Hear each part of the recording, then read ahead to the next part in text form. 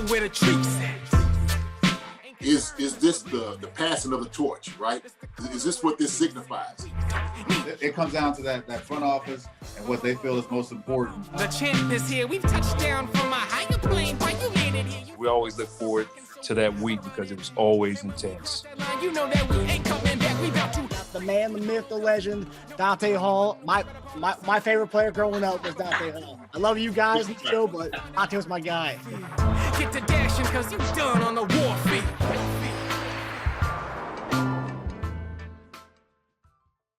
This episode of Chief Concerns is brought to you by BetOnline.AG. We're back, baby, and better than ever. All eyes are on the gridiron as teams are back on for another season. As always, BetOnline is your number one spot for all the pro and college football action this season. With a new updated site and interface, even more odds, props, and contests, BetOnline continues to be the number one source for everything football. Head to the website or use your mobile device to sign up today to receive your 50% welcome bonus on your first deposit. Pretty solid. Don't forget to use our promo code BLEAV BELIEVE to receive your bonus. From football, basketball, and boxing, right to your favorite Vegas casino games. Don't wait to take advantage of all the amazing offers available for the 2021 season. BetOnline is the fastest and easiest way to bet all your favorite sports. BetOnline, where the game starts. Hey guys, welcome to another episode of Chief Concerns. I'm here with our host Jason Dunn and Eric Warfield. Obviously, we've had a couple days to mourn the back-to-back losses. How are you guys feeling? I mean, it is what it is. You know, just look forward to the next weekend. Yeah, to be honest with you, man, it's football, right? Yeah. It's early in the season, so I mean, hey, it's what football's all about. Shoot, it definitely sucks though, JD. I mean, shit, because nobody imagined we'd be sitting here at 1-2. Nobody. Yeah. Right. You know, of anything, I think when I told you guys at the beginning of the season, it wouldn't give an indication of what the season is going to be like. But I thought we would lose to Cleveland. Mm-hmm. Now, that's the only game that we won. And so far, we've lost the other two. Mm-hmm. And I just thought that Cleveland would come out with more fire under their belts than we would, just because of the way they lost the game in the playoffs. And I didn't think we put too much in too much. I didn't think we would value it too much to give full 100% effort to go out there first game and against that squad. But we ended up winning it, and now we're sitting here at 1-2. So I do know what kind of team we have. I believe in it. You know, the defense does give me a little pause to think about going deep into the playoffs and to represent the AFC in LA. But I think by that time, man, we should have something figured out. You know, and I understand we went and brought out a nice product of Gordon. We don't know what kind of Gordon we're going to get though. But again, I've been one of those that's talked about it since we started this year. I like the offensive pieces that we have. I think we should have brought somebody defensively in, but I don't know who's out there or that's available. You know, we're gonna bring in a Patrick Willis, who's probably too old, or Michael Strahan is too old. We those I don't know who's out there that's available to come out there and help our defense to what we're struggling with right now. You know what, man? I'll tell you what, though. I think part of it is, everybody's been spoiled in the last 3 years about, the success. And so sometimes when you have these, I want to say bumps or hiccups or, challenges, then all of a sudden it gets a little bit more amplified than it really should, right? And to be honest, man, I know you said Cleveland, but look, the three teams we played, two of them playoff teams, okay, made the playoffs last year. Really good teams. Good quarterbacks, and they got good core people around them, and good defenses. And so we know that also, too, this third team with Chargers this past week, look, they're up and coming team. They got some guys on the offensive side that do a great job of it as far as getting the ball down the field, making it competitive. Shoot, they was probably the best, 7-9 team? They was the best 7-9 team, in the NFL. And they was okay. I don't want to cut you off, but just to add something to that, JD. I never thought that the Chargers would be as good as they are right now. You lose a good coach. I thought they had a really good coach in their coaching. So you come back, you come to this season with a new coach, and you lose one of your better defensive players in Ingram, and now you just have both sides there. So I figured that they had lost way too much to come in to be as good as they are. But they made the most of what they got, and they're playing on all cylinders right now. They're a really good team. So, well, Herbert's a good quarterback, and I kind of looked at it like this: shoot, even when you have like the two guys on the outside, like they do, kind of big receivers, guys that's proven, they're always going to make a game of it. They always will. And so they're not out of it when you got a young gunslinger like him that will kind of keep you in the game. Eckler is a great back. He runs hard. He does a lot of good things out of the backfield. So I knew it was going to be a competitive, and we know this. Always in our division, it's always going to be a great game. It's going to be a hard-fought game. And so that's where I was just kind of looking at it. And so when you look at just the next few games that we had to deal with, I'm just keep looking over the schedule. The schedule is not easy at all. It's just not easy. So I look at as far as difficulty, what you have to do, it is going to be tough. And it's going to be close games that you're going to have to win. And so, doing close games and teams that you had to beat, you can't make mistakes against them. And so I think I said something like that on Twitter. I said, man, you just can't make mistakes. I don't care who you are. Shoot, if you have 4 turnovers, the percentage tells you should not win the game, right? Remember, Coach Ramil used to give us the percentages? I know I got that somewhere. I'll probably pull it up. But it would always talk about, look, you had 1 turnover. If it was at home, your percentages was this to win. And then you get to like 4 was like, look, it's almost impossible for you to win a game with 4 turnovers. So the fact of the matter, look, I watched this game twice since Sunday. Watched it over, went and evaluated, just did film work. You know how we do eat. And I was just checking the play out offensively and defensively. And I know we get onto it a little bit more, but we were in the game. We was winning. 6 minutes ago, we were winning the game. And we had a chance to come down when it was tied, to come down and actually, kick a field goal and win the game at the end. So it's not like they blew us out and it was just like, oh my gosh, no, it wasn't like that. We shot ourselves in the foot, 4 turnovers, and we were still in the game. We were winning. So to me, like you said, defense definitely gives me pause on some of the things, right? There's some things that we got to do to make it better. But like you said, I think we can get that fixed. I know we can get it fixed. So some of these, people that's on the bandwagon and, talk about the team, look, we know that ain't how it goes, man. We don't abandon the guys in the room. It's just not how it works. So that's going to come out because they are a proven team. They are proven guys. You got a proven coach. You got proven guys in there, and that's where you want to be able to be. If it was a different team, totally. But I don't worry about these guys as much. Not matter of fact, at all. I don't worry about them at all. Well, it's funny, you talk about the last 3 years we've been spoiled. I think we have, just based on what I've seen on Twitter, I think we have a lot of new Chief fans because everyone thinks this is the worst it can be. No, this is not the worst it can be at all. If this is the worst it can be, you're a very privileged and spoiled fan. But yeah, people are going on, just going on these rants about we suck. We need to kind of not blow it up, but like we don't need to blow it up. I think people need to relax. I live out here in Dallas, and I got quite a bit of Chiefs gear that I wear pretty much everywhere I go. And you get it. People ask me, "Are you really a Chiefs fan?" And I without getting into full detail, I just say, yeah. I just moved here from Kansas City instead of saying that I played there. Right. And they're like, "Oh yeah, we went to school with Patrick." My daughter went to school with, my son went to school with Patrick. So y'all are just bandwagon fans because you have an affiliation with Patrick. You're not a real Chiefs fan. So yeah, you do get a lot of those, and I even see a lot of them on Twitter. But the true fans, we understand what it's like to fight. We understand what it's like to lose these games and to also come back. Yes, we've never been in a situation where we've been this good or highly rated or favored to represent as we have the last few years with Patrick Mahomes. So yes, he's been that common denominator for us to put us above a certain standard. We had good teams when we had Alex Smith. They'd always say, that's a playoff team, but for some reason we couldn't get past that first round, or we just couldn't get to the Super Bowl. So right now we have that common denominator who is Patrick Mahomes that's gotten us there, and he's won the Super Bowl for us. So we've been the favorites. I know JD said, yeah, we got a tough schedule. Even with that being a tough schedule, we are still the best team that's listed upon that schedule. Right. So right. you don't overlook a team. You never do that. And I had a guy say, on Twitter, what do we think about the Raiders? Like, they're the Raiders. Like, no, don't overlook a team.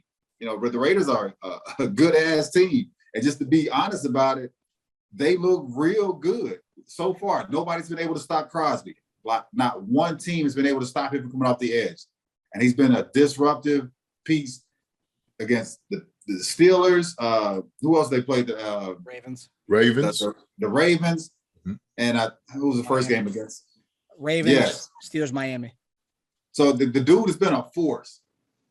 And on top of that, Carr is just piecing up defenses. You got to give credit where credit's due. You can't just sit there and say, he sucks because he's playing with the opposing team. You got to give the guy credit. He's playing excellent football right now. And them as a team, they look good.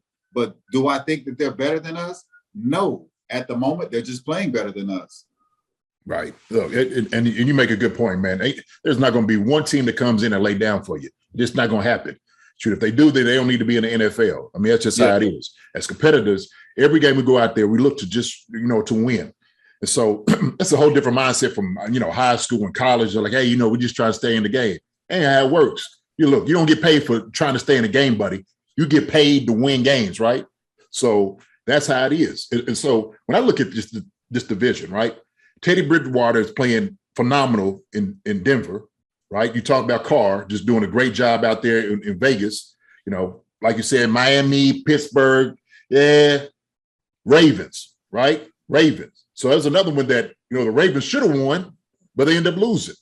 So sometimes we look at the teams that, who beat who, right? And so when you start looking at, okay, the Ravens, all right, they come away with a victory, but Vegas beats them. Wow, what does that say about our team? Nothing. It means nothing because everything's situational. What happened in that game may not happen in our game. Shoot, we might blow them out, shoot by 3 touchdowns. So like you said before, we at the pinnacle. And so what I know too is this. Nobody probably believed that Matt Stafford was going to come in and play better than Tom Brady, right? They ain't believe that.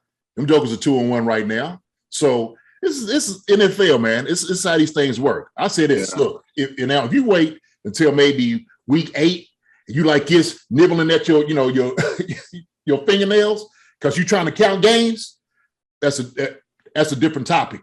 But right now, just going back to saying being spoiled, well, shoot, well, you just Super Bowl, right?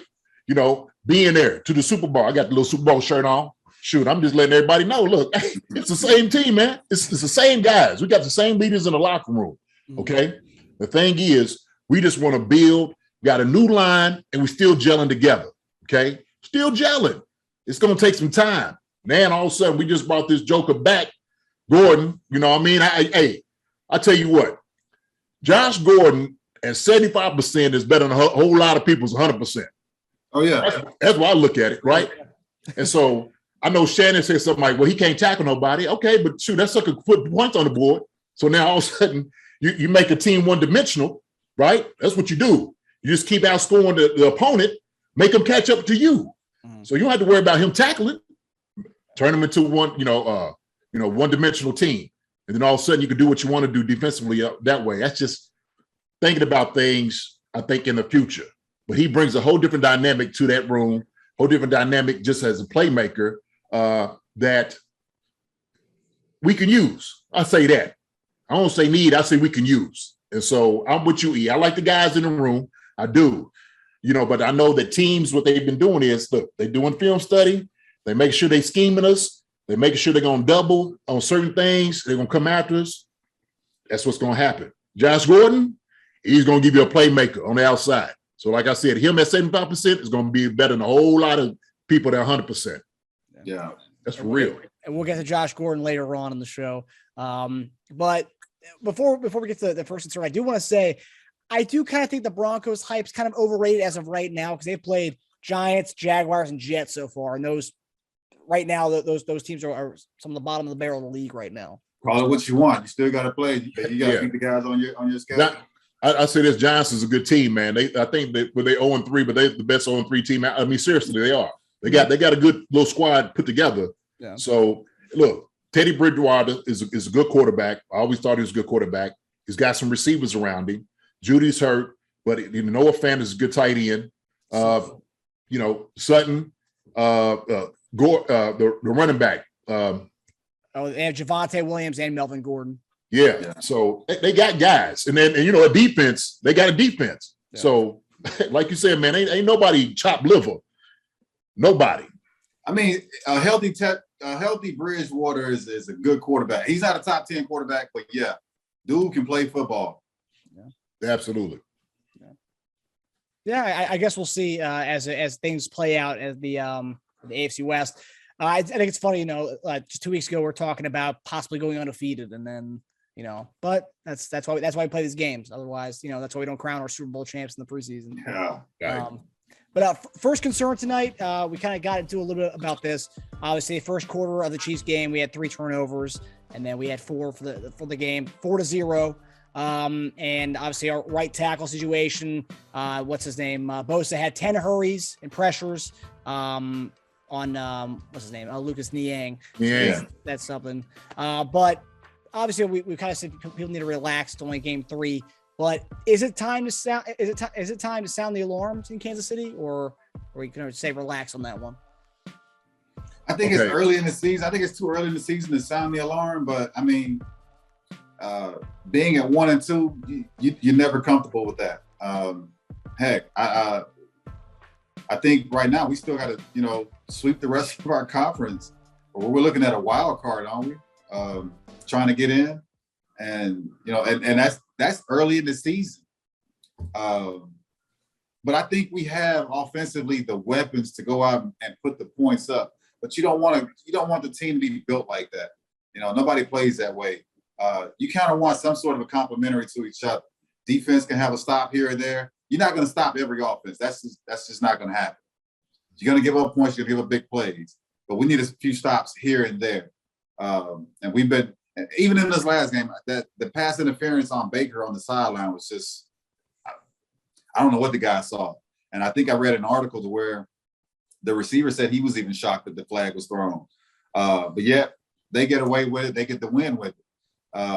So we just got to minimize the mistakes we have. We've had a lot of them, and that's Patrick included, with some of the throws. I know the first one kind of came out of the guy's hand. I hit him dead in his hands. But yet, a turnover is a turnover, and we got to eliminate those. Yeah. So sound the alarm. I'm like, no. So I would sound the alarm as far as like he was talking about the turnover.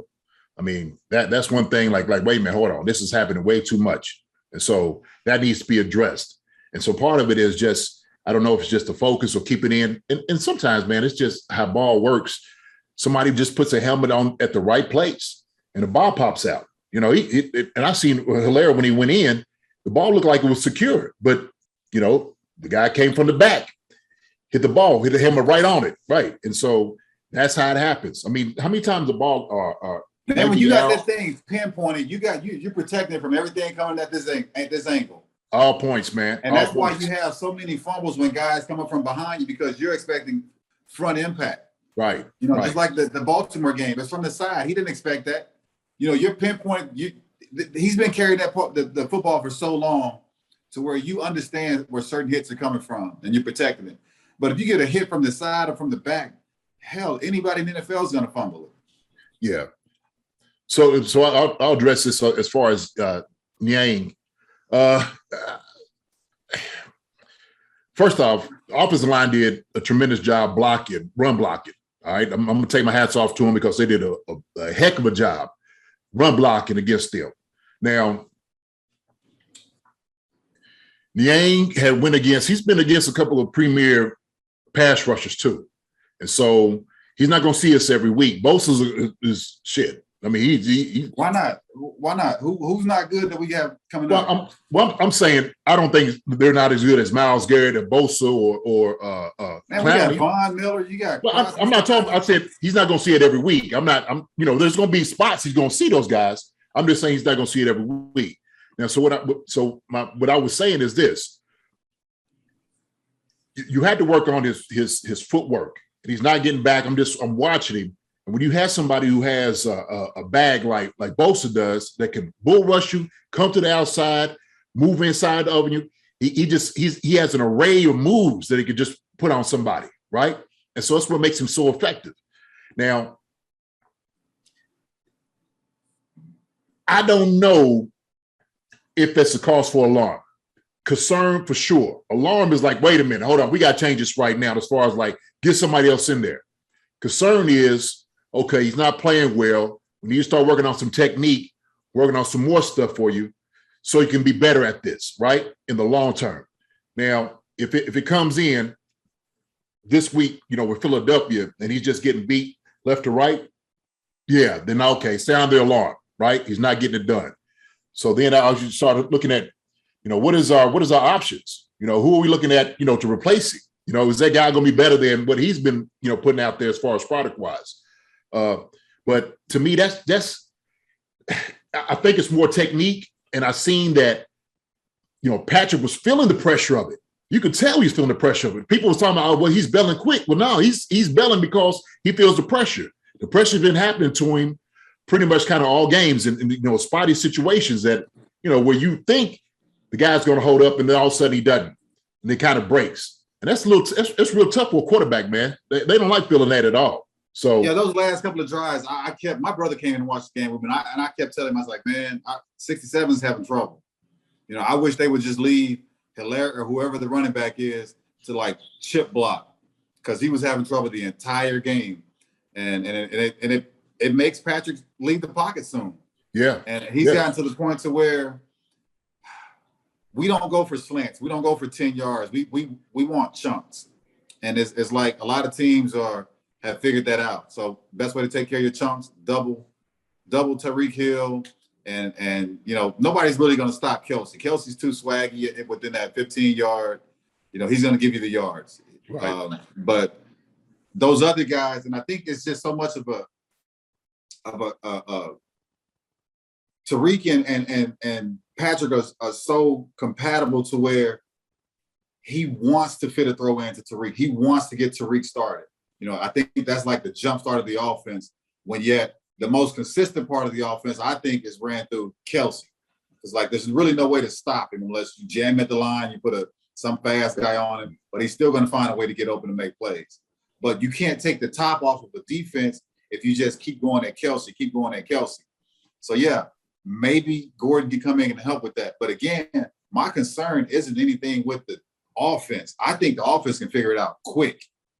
Just eliminate a penalty here or a fumble here. The offense is good.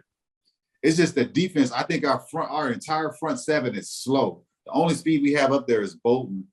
And a lot of the times it's like if he's not there, then it's a big play.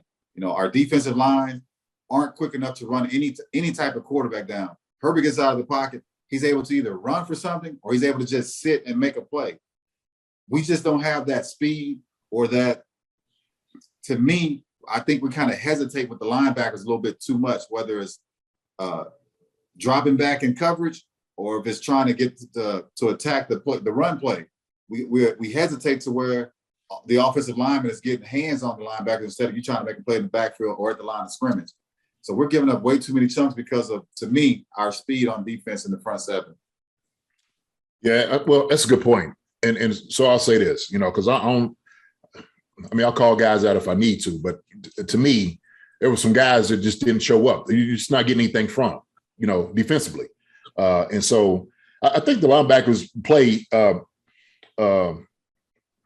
was good in the game. I thought they did a good job.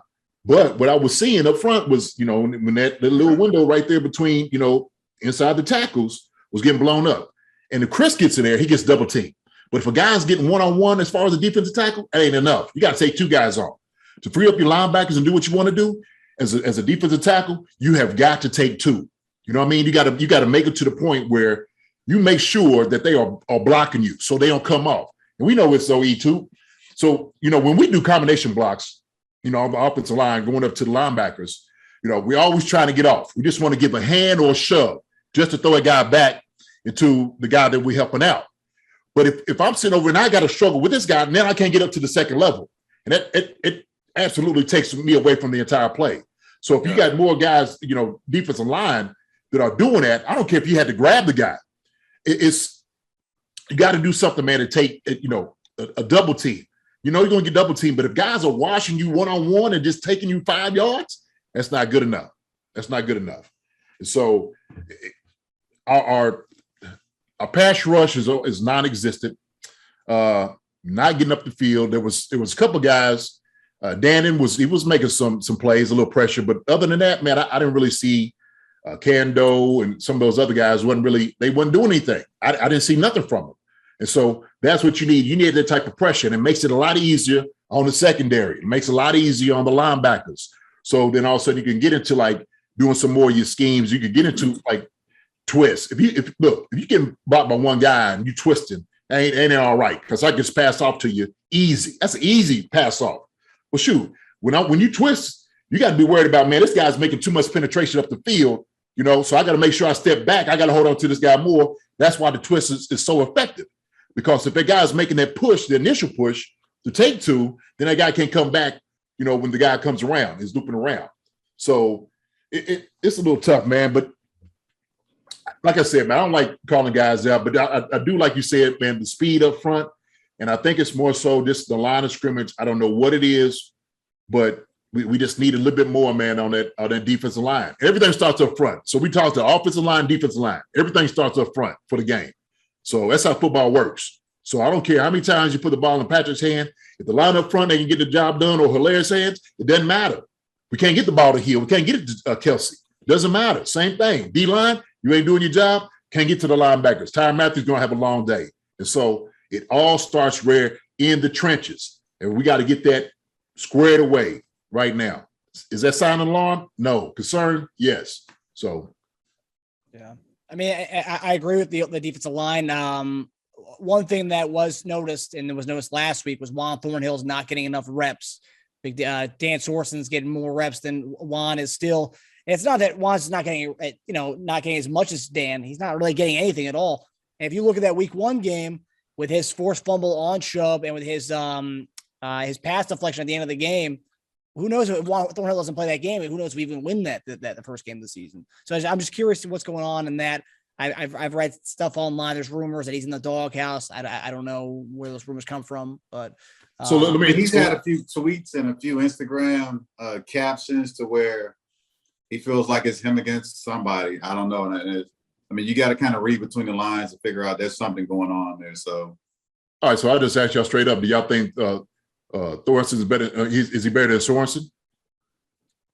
Athletically, possibly, but Sorensen's been around. He's proven.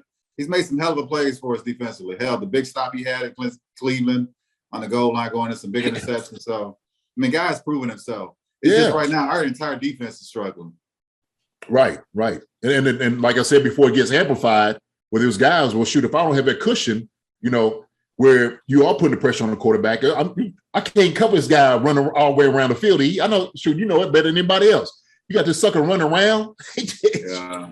Can't cover him on that little fade route that Herbert threw to Williams in the end zone on the right side. Ooh. Yeah, he just dusted my man off the line of scrimmage, and so that's just a one-on-one play. So he did that twice on both drives. Did one on Baker, then did one on Hughes. It wasn't even a contest. Yeah. As soon as he got up there, that's like a 6'5", you know what I'm saying? Throw it up to him, right? So I would, if I'm Herbert, I'm like, look, you know what? You 6'5", look for the ball to be up above those smaller guys. So two great placed balls, but they're also at the time they was running, I think it was like might have been cover 1 that they was running. And so when you have that guy's man-to-man, well, shoot, then I'm going, that's the matchup, right? That's the matchup. I'm going. So What do you do?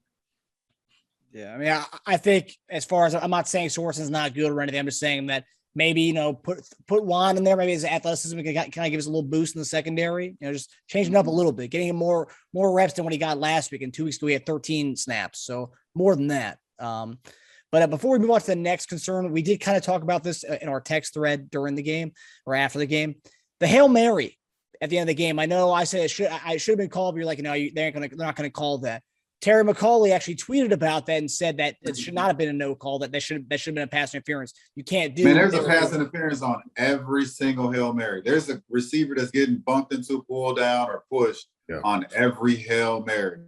I think that they're just looking at it as a 50-50 chance ball, so they're not making those calls. But you can call a pass interference on every Hail Mary thrown.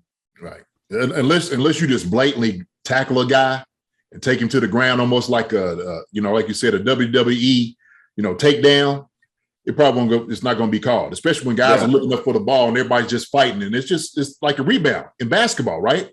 Guys going to be elbowing, pushing, grabbing and stuff. So I think at that moment, the advantage definitely goes to the defense, right? Because it's just, shoot. But it shouldn't, though. And even on that last play, they said the guy was holding Tariq, like literally holding him. So, yeah.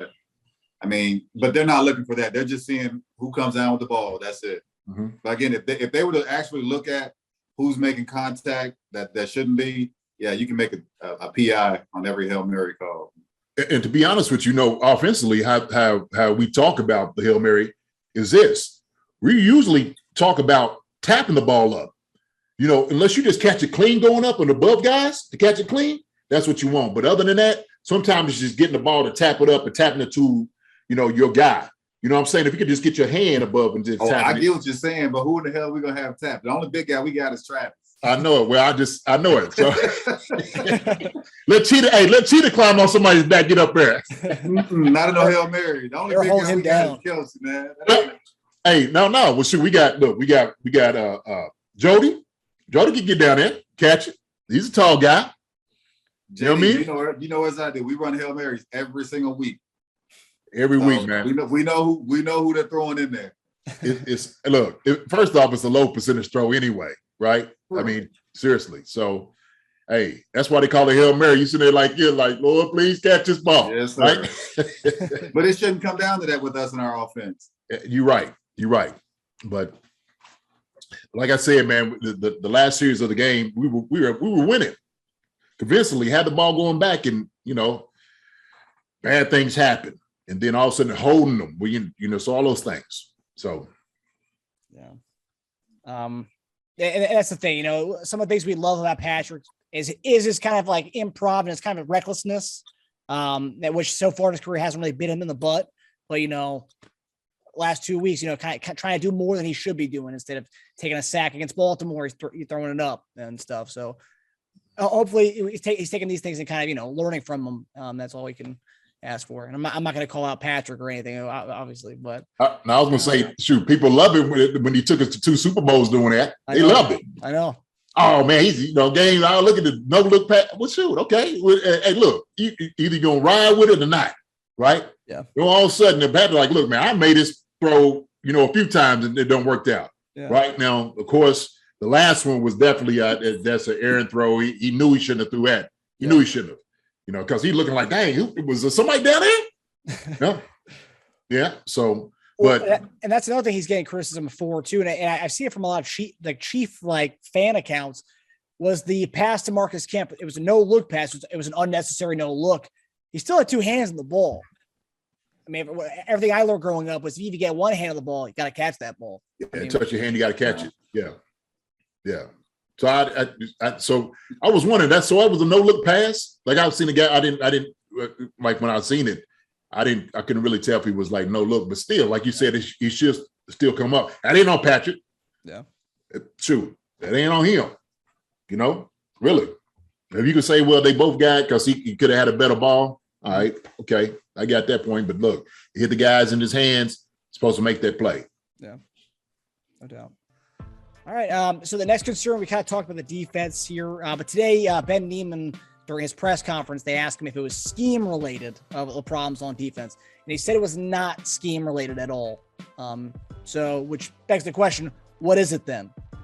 Do you guys have any clue as what's going on with the defense right now? If it's not scheme related, then what is it? I honestly don't know because, I mean, you know, you haven't had Frank Clark, or you haven't had the Frank Clark that we got from, you know, in the first couple of years at his best. And then you put, you know, Chris Jones over at the other end. So you really don't have a defensive end that's got, you know, the speed to get up the field. Chris is a bulldozer. You know, he's just going to use brute strength to outbeat whoever he's up against. And he doesn't have the speed to if the guy gets out of the pocket, to run anybody down. So a lot of the plays that kind of come his way because he's either bullying up the field so fast, he's creating gaps, back and get out quicker for the screen or whatever. And they know he's not going to catch him. So I like him more so in the middle. I'm not a fan of the Chris Jones experiment. Or experience, whatever you want to call it. I just think it's taken away from so much of what we could have defensively. It could bring more speed, but we don't have. I don't know who would fill in for the defensive end positions. Jaren just hasn't been that force that we thought he'd be up the middle. But I think he'd be better off if you had him and Chris playing in the middle. But again, who are you gonna put at defensive end? I don't know. So is a scheme wise, I think it's more so personnel. I think it's really what it is. And like he said, man, you got to have a dynamic pass rusher on the outside. You do. Now, I do like the experiment with Chris going inside and out. I do like that. But when you do, when he goes out, like you said, Reed and 91, 90, I can't think of the name right now, but they got to do a much better job getting pushed. Okay, I see 90, man, he was getting blown off the ball. There's no sense of that at all in the NFL. Like I said, if anything, you anchor. If you get blown off like that, anchor, right? Create a pal, do something. But don't just go ahead and get put on skates. But he was talking about that, man. At defensive end, you got to create that pressure. If you don't have a guy that's creating that pressure, man, it's going to be a long day for the defense. It is. I mean, shoot, that's why they pay the big bucks to the guys on the outside, the defensive ends.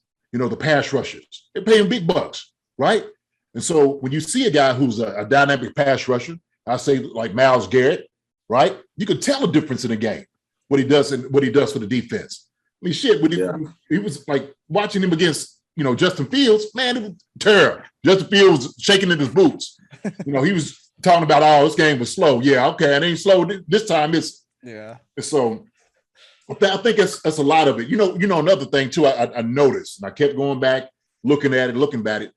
Communication. There was guys that lined up. We weren't even lined up right. There was times that we was trying to get lined up, and they snapped it quick. That is game planning.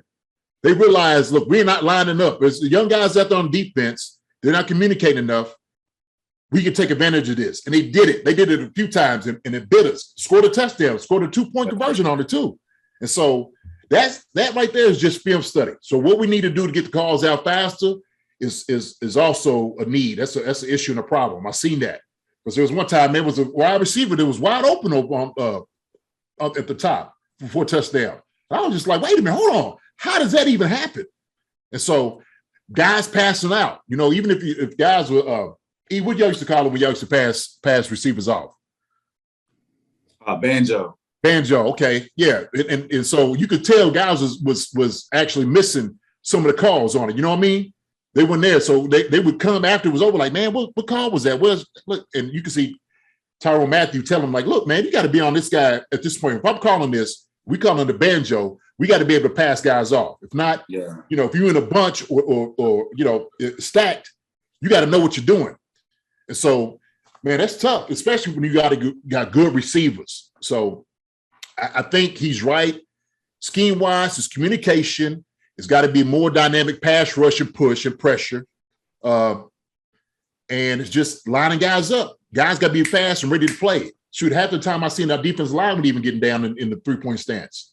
So, I don't know, man. I just that's my evaluation. I don't know what they call in the room. I don't know. I'm just looking at ball in itself. I'm like, this don't really look sound to me. And if guys are You don't leave a guy open. It don't happen in the NFL. You don't leave a wide receiver open by himself over there. How's that happen? You know what I mean? How's that happen? So it's got to be better. The experiment part that I think it's already been noted that Chris Jones was the best or second best defensive tackle behind Aaron Donald. And right. I think it's more so we want to utilize him like Aaron Donald. Chris Jones is not Aaron Donald. Aaron Donald is fast and quick. You know, once he's past you, he's able to run quarterbacks down. He's able to run running backs down. Mm-hmm. Chris doesn't have that type of speed. Chris is the power guy. Right. He's able to hold his stance at the line of scrimmage and make plays, whether it's, you know, swim the offensive lineman by and get to the quarterback and make the play on the running back. But he is not a speed guy. So the whole experiment thing with me, or trying to use him like they use Aaron Donald, that comparison can't be. You can't look at him the same way because they're completely different defensive tackles. Right. I think it's just it's trust. So you wouldn't call anything like that, or you want to experiment with that unless you didn't trust the guys that was replacing Chris in those positions, right? A defensive tackle like Reed.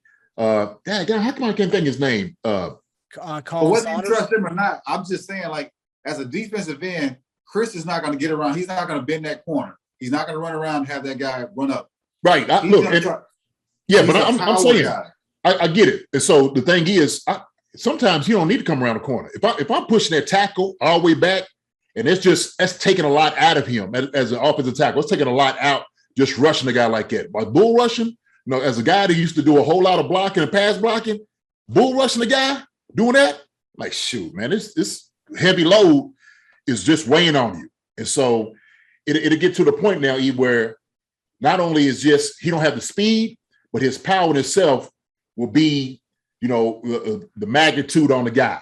You know what I'm saying? And I was seeing that. And I could just, and that's all I need for the quarterback to do is just feel my presence. Breathe. And now out the work, before I know it, that tackle's in my. It ain't working though, JD. I get what you're trying to say. None of it's working though. Well, I would say it's not as effective because the guys that were supposed to be replacing him, is not playing to what we thought they were, the standard. Well, I get that. That's what I'm saying. It's not working. Right. It's not working for Chris. It's not even working for Reed or the other guys. Right. So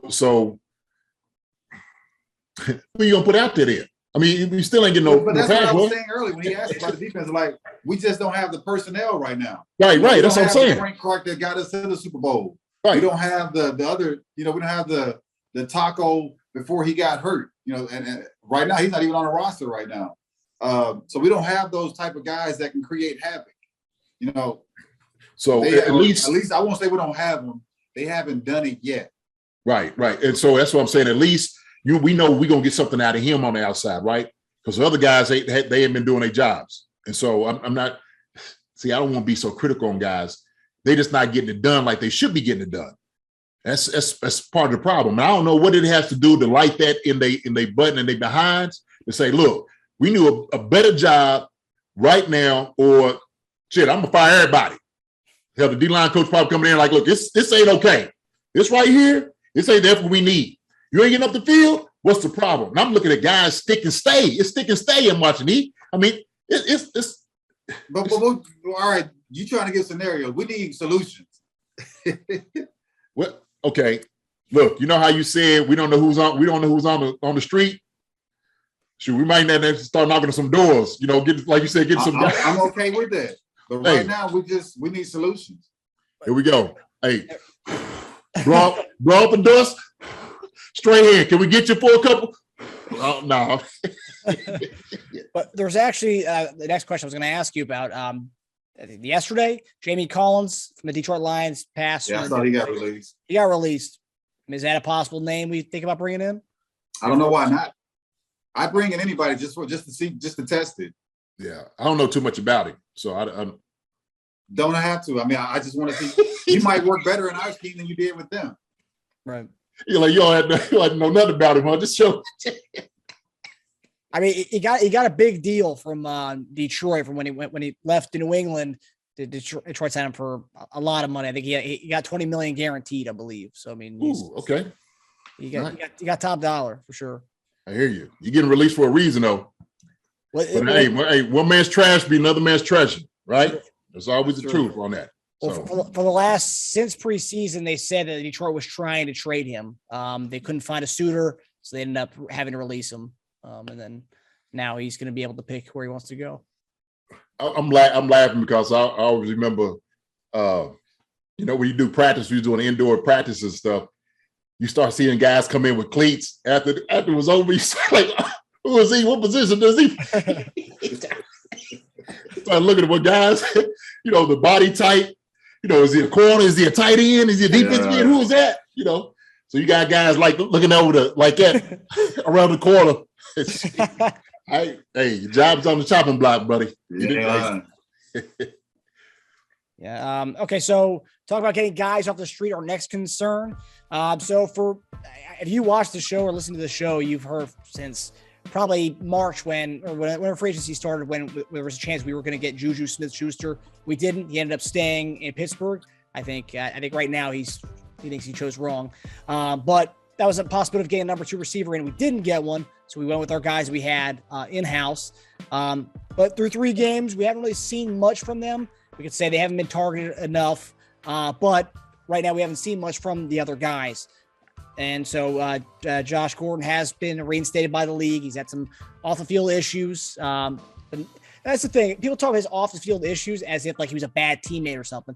Wasn't a bad guy. He never did anything with it. It wasn't a cancer in the locker room. Just had some stuff with substance abuse and all that. And I wish him the best, regardless if he plays for the Chiefs or not. But we brought in Josh Gordon. Guy was a big name, dominated with Cleveland for the short time he was there.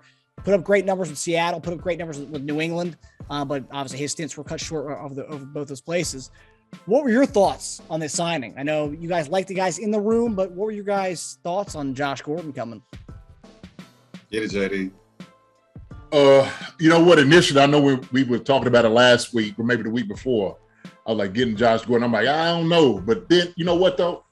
A guy that's been through a lot of adversity and has some humility and humbled. And we see and hear that he's been doing well in his treatments and all those different things. And to let him in, they evaluated where he's at. To me, hey, it makes a lot of sense. I'm glad he's signing here than going somewhere else and facing this guy. I like it because he's not going to bring the diva here.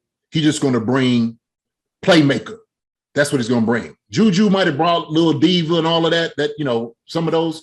Josh, hey, went through the pains. Maybe he's looking for a home to embrace him. This might be the spot for him. And so if you get a guy like that, man, and like I said, Josh Gordon at 75% has been a whole lot of guys in this league, 100%. I'll take it all day, every day, twice on Sunday. So I like it. I like the signing. And I think guys will respond to him well because they see what he can do. They know what he can do. They know his ability, and the coaches know it. So to me, if you get a guy like that, now you could try to double team Tyreek or, Travis or whatever, right? Josh Gordon is going to eat your lunch. I'll just let you know that. And so, those fade routes, we're talking about a big receiver, physical receiver who's athletic. Guess what? Guess who's in the building, right? You see a new sheriff in town, so we can throw it up to that guy. That guy's going to make that play. He's going to make it. So I like it. I mean, I don't know what kind of Josh Gordon we're getting. He's been home. He has. I don't know what kind of workouts he's done. I mean, he looks like he's in shape. He looks big. I saw he was at practice today. He looked like a tight end. But you don't know what kind of a Gordon you're going to get. Now, if he's still got the same, intensity, the same speed, same playmaking ability, it's awesome for the offense. But it's just a matter of which Gordon that you're going to get. Yes, he can come in. He can push Robinson and Pringle and McCole Hardman to play way more better than what they have. My thing was before with them, I didn't think they had the targets. I think they're good receivers, but they just weren't targeted enough. Now, yes, they're smaller. They don't make bigger plays. They don't have the speed like Tariq has. They don't have the size to break many tackles. So they might need this as a sign to say, hey, we're bringing in somebody to either push you or replace you. But right now, it's just a matter of which Josh Gordon that we bring in. So I don't, and until he's laced up on game day and gives me, full 4 quarters, I need to see what type of player he's going to bring to the team. And the reason I say it, I think, certain guys, when you're in a position where, you haven't quite panned out the way that you want to, and like dealing with some of the off-field issues, this might be part of like that, him going out here and having that gratitude of saying like, look, they taking a chance on me. I'm gonna do everything I possibly can. And I get what you're saying as far as like, is he going to still have the speed and whatnot? I tell you what I do know about this. It might not necessarily be the speed of it, but his size in itself is going to be imposing. It's going to be imposing on guys. And that we just didn't have that in the younger guys that's in the room right now. And so he brings that. He brings a very, very high IQ as far as skill set, athletically, and catching the football. But JD, once the game passes you, there's nothing you can do. And I'm not saying it's past him. I don't know that. That's why I said I need proof. Right. It's just like when Randy Moss went to New England, he still had that motor. But after so long, I forgot what Randy, probably did he go to the Jets? San Fran. Yeah, San Fran. Mm-hmm. That's not the same Randy. Randy's not, he wasn't commanding those double teams. He wasn't, giving you those deep threats. Yes, it's that playmaker Randy Moss, but it wasn't that same, because time had kind of caught up with him. So I don't know, like, where Josh Gordon is in his playmaking ability, in his speed, in his awareness, in his game speed. So I love the idea of what he could bring and what, the push that he can give to those younger guys. I just need to see what Josh Gordon that we have. Right. Hey, look, like I said, to me, and I know regardless he's a shot of his former self, I think just like you said, his presence and competing with those guys will get him better. I agree with that 100%. So, and like I said, too, him coming to a team like this who has a chance to win a Super Bowl, like you were talking Randy. Randy left New England. When you go to San Fran, it's a whole different organization. Chiefs going to be a whole different organization as far as like, if I'm getting a chance right here to get it done and do it, maybe this is where I need to be. And so hopefully he finds a home. Hopefully, he is that guy. And if he's not, even if he's 75%, I'll still take that 75% guy than some of these other guys who are 100%. And that's the thing. Like, we're not expecting the Josh Gordon that was in Cleveland. We're expecting that. We just want a guy who can move the chains, be a possession receiver that we've talked about, just moving the chains, taking a little, taking that heat off Kelsey and Hill. If he can do that, that's give me what Watkins was doing last year, 5 for 50, 5 for 60. Right. Because Sammy when that guy, when he first got in the league, I never said Sammy was that guy. I just thought I've always considered Sammy a possession guy that had great field awareness. He's going to get to the point to where he needs to be, and if not, he's going to catch the ball and get to that first down. Right. So that Sammy was a great possession guy. Mm-hmm. He wasn't a go-to. And the thing is, yes, Josh is coming in with a chip on his shoulder, on both shoulders. He's got to be grateful, but he's also got a point to prove. So yeah, we're hoping that all that plays into it. Right now, I just need to see it in order to say I'm happy with the signing. I mean, it all looks good, but until I see what Josh we got, Yeah, look, man, I'm gonna give him about 3 weeks. Get ready, start fitting in things. And I mean, I'm not looking for anything this weekend. Even if he may not even play, I saw that he was practicing this weekend. Not this weekend, but today. So it's just a matter of what he brings to the games and what he can do for the young receiving core in our offense. Right. Well said. He's 30 years old, so it's still young. And also the thing I saw that was apparently the Chiefs had been eyeing him for weeks. And then they said once he was reinstated, that was pretty much a done deal. They were bringing him in. So obviously it shows that it's nothing to do with the play between Robinson, Hardman, and all those guys. It was just, they were obviously eyeing it before the season. So it has nothing to do with the play. There's one thing I did want to ask you though. He said a big part of him wanting to come to Kansas City was he wants to find a place that's long-term, which you guys played there for a while. I mean, for a guy who's, I don't know what he considers long-term. You're 30 years old. You're like at the top of the hill, like, on your way down on a decline talent-wise. I know that the NFL, basically, to me, my understanding, you come in with so much talent, your knowledge of the game is, well, talent's here, knowledge here. And, the older you get, you're going to catch up to it. And you're not going to have that same speed, but just your knowledge. Just take, for instance, Chris Carter. Wasn't the fastest, but Chris knew how to get open. He knew how to use the side of the field and his speed or his body to make plays. And so just your knowledge of the game. Yeah, Josh can bring that. Maybe he doesn't have the speed, but his knowledge, of which I would hope that he's learned a lot throughout the years that he has played.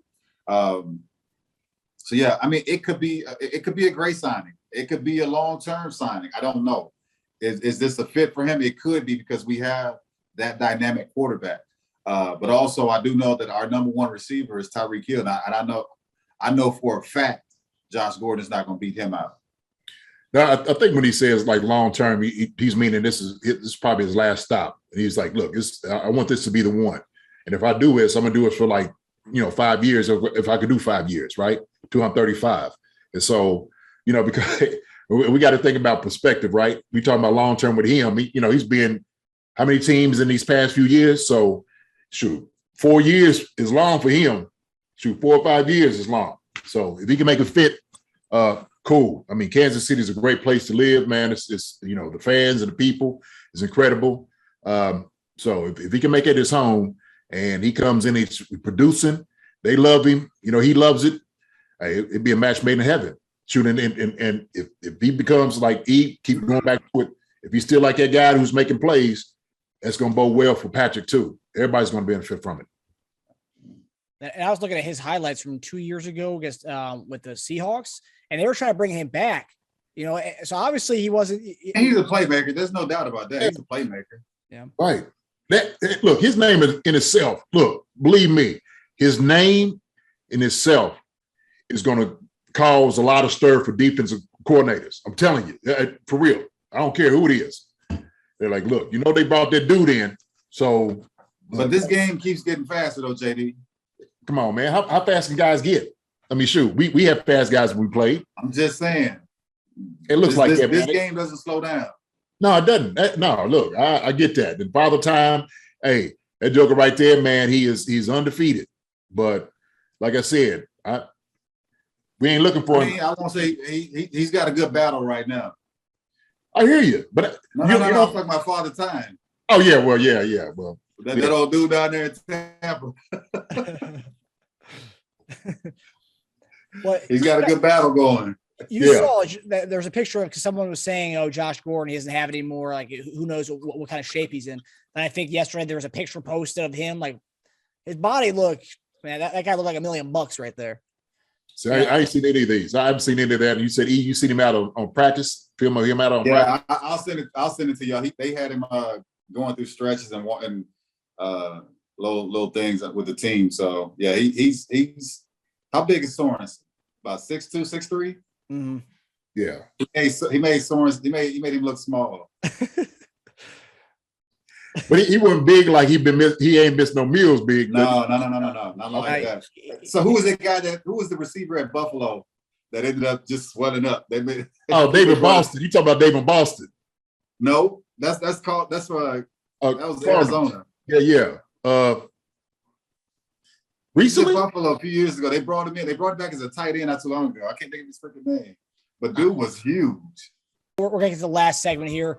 Game predictions. It's not only the Andy Reid Bowl, as he's going back to Philadelphia to get his 100th win. It's also, some might call it the Jason Dunn Bowl, as it's the Eagles and the Chiefs matchup in Philly. Yeah. Chiefs are currently a 7-point favorite. Who do you guys got? What's your predictions? I'm going to give it 14. So I figure we do 35-21. Good. I'm gonna go 31-21. Up there, man, Philly is always hard to play, man. I just think we got a statement to prove, though. I get it. Philly team that's struggling. Yeah, we got to do something bad. Listen, them jokers are struggling, and guess what? They are getting reamed in the media, and they got something to prove too. Believe me. And so, like you said, nobody likes seeing that guy come in on Monday, working out with new cleats on. You're like, who was this guy? It looked like your position. So, hey, being fired is an incentive, right? We know that. So, it's going to be a hard-fought game, you know, but I think 31-21 is what it's going to be. Yeah, going to be an emotional game with Coach Reed. You know, going back to Philly, he wins. He becomes the first coach in NFL history to have 200 wins with 2 separate teams. And then also we have all the different Eagles players that they now coach with us. Greg Lewis, Bieniemy, and Mike Kafka. So, yeah. But I tell you what, I think it's, man, the ideal time, man. It couldn't scripted it better than this. For Andy to go back to Philadelphia and actually make his 100-game win, you know, with 2 teams, that would be phenomenal. And guess what?